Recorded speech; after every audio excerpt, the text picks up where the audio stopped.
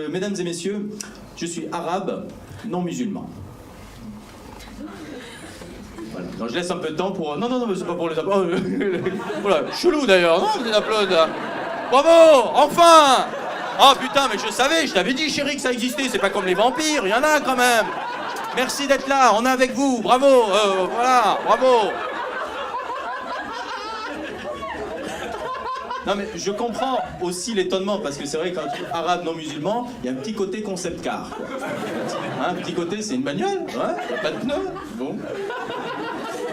Ben, c'est vrai qu'il y a comme une sorte de théorème, on ne sait pas d'où il sort, un théorème qui dit que tout corps qui contient de l'arabe contient du musulman, c'est indissociable, ou alors si ça peut se dissocier, mais boum, d'un coup. J'ai fait le test, hein. J'ai demandé à un pote, hein. Je lui ai dit, tiens, le barbu là-bas, à ton avis, il y a plus de chances qu'il soit terroriste ou non musulman. Il me dit, oh, bah, j'en sais rien, changeons de trottoir. Hein.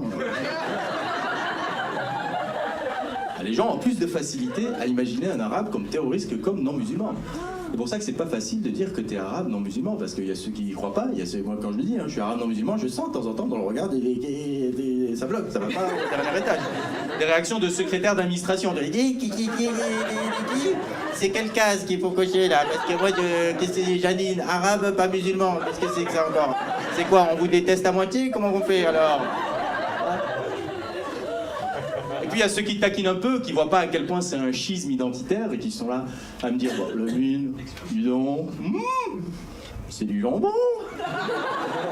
C'est pas très musulman, hein. Je dis, oui, mais toi tu baisses ta secrétaire, je te dis pas si c'est pas très catholique, hein. Et il y a une copine, il y a pas longtemps, nous voit devant une planche de charcutes, elle me dit, Lamine, tu manges du porc, t'es un faux arabe. Tu sais que ça encore. Tu sais que c'est un faux arabe. Je lui dis, du coup, c'est quoi un vrai arabe pour toi? Parce que moi, je vois une vraie connasse, je vois, hein, mais.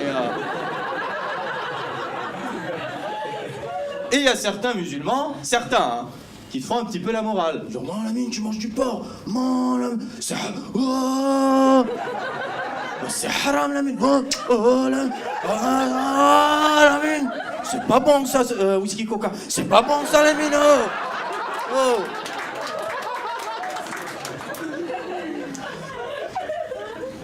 Ma fille m'a demandé, papa, est-ce que Dieu il existe?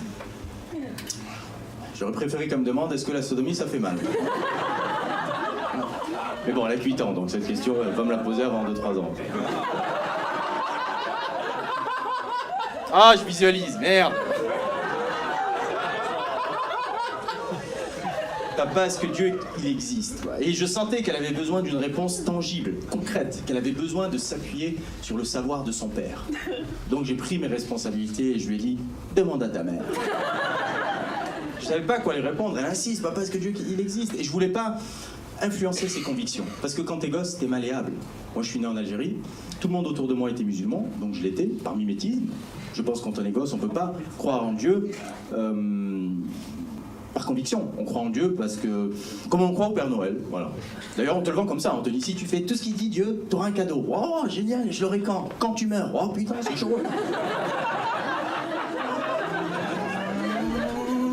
Je veux savoir. Oh.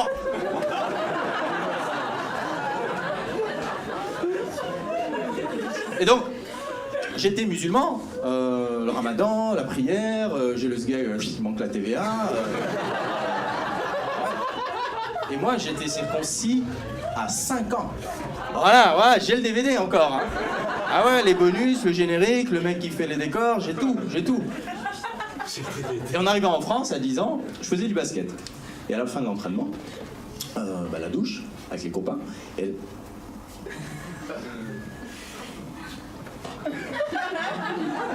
là, je me dis, tiens, il y a une autre marque de sgeg.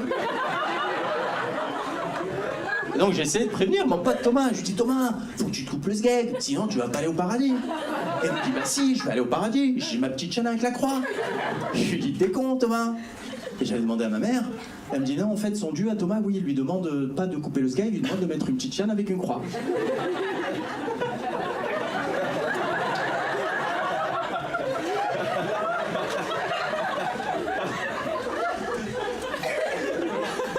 Ben viens, on signe avec son Dieu, maman, du coup. Et là, j'ai découvert que non seulement il n'y avait pas son Dieu, ton Dieu, mon Dieu, il y en avait un seul. Et ce même Dieu, il dit, toi, tu mets une petite tienne avec une croix, toi, tu te coupes le sgeg, toi, tu te coupes le sgeg et tu te mets un pancake sur la tête.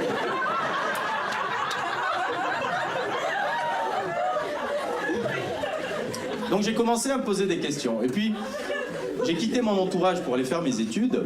Et là, je pratiquais de moins en moins. Du coup, je me suis rendu compte que jusqu'ici, j'avais pratiqué ma religion, non pas de manière verticale, mais de manière horizontale. C'est-à-dire que je ne pratiquais pas l'islam en me demandant qu'est-ce que lui allait penser de moi, mais qu'est-ce que eux allaient penser de moi. Et là, je me suis rendu compte qu'en fait, j'étais pas croyant. J'étais pas musulman. Je l'étais pour faire plaisir, pour faire comme les autres, pour pas être jugé. Et j'ai continué à dire que j'étais musulman, je me mentais à moi-même, je mentais aux autres, alors ça se voyait que j'avais rien de musulman. J'étais comme le gars qui te dit « Mais puisque je te dis que je suis pilote de ligne, enfin ! Oh ! Allez, on y va ! C'est les toilettes, attendez !» Et maintenant, je sais que pour vivre heureux, il faut vivre pour soi, pas pour les autres. Et ma fille, évidemment, j'ai envie qu'elle soit heureuse. Donc je lui ai dit « Écoute, moi, je crois pas en les religions, mais peut-être que Dieu, il existe. Et pour la sodomie, demande à ta mère. »